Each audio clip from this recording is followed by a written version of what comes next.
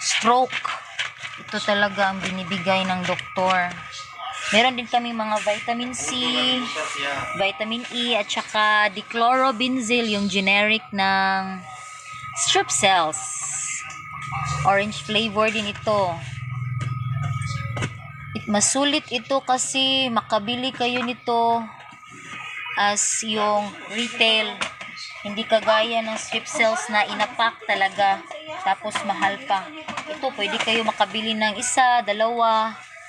Tag 650 lang ang isa.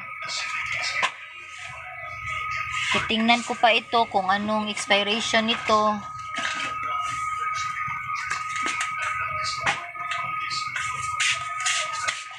Crucial talaga sa part ng pharmacy assistant or pharmacist ang pag-dispense ng mga gamot. Dapat good quality.